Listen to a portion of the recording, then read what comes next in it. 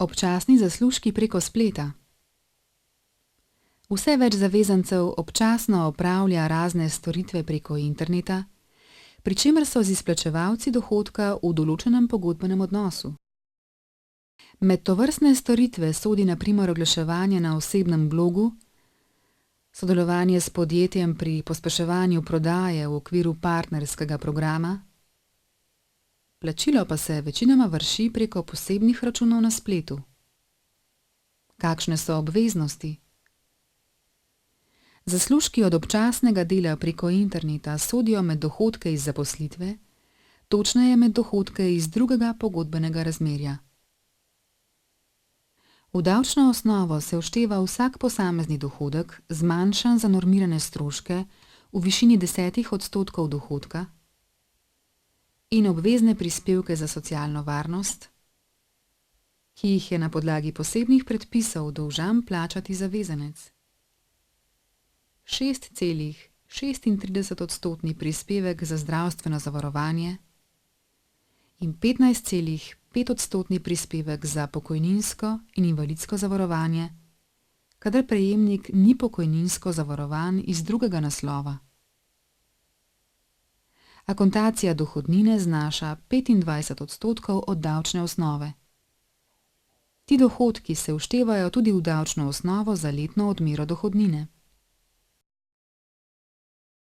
Kaj mora storiti prejemnik dohodka?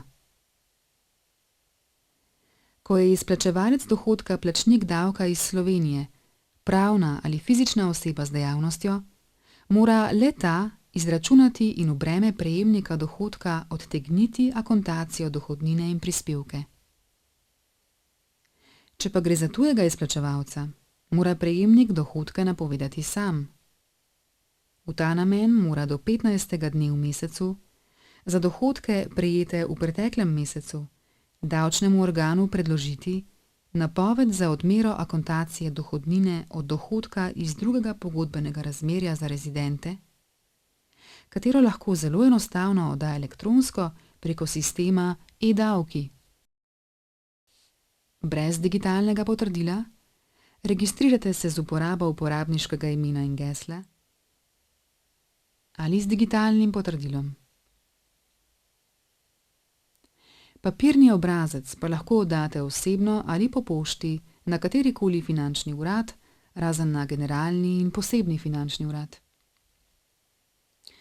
Ali ste vedeli?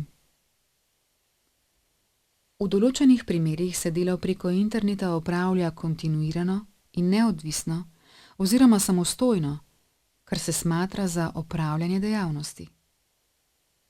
Če zavezanec v tem primeru ni registriran za opravljanje dejavnosti, se mora registrirati kot pravna oseba ali fizična oseba z dejavnostjo. Več glede registracije dejavnosti si lahko preberete v brošuri za davčne zavezance, ki opravljajo dejavnost začetnike.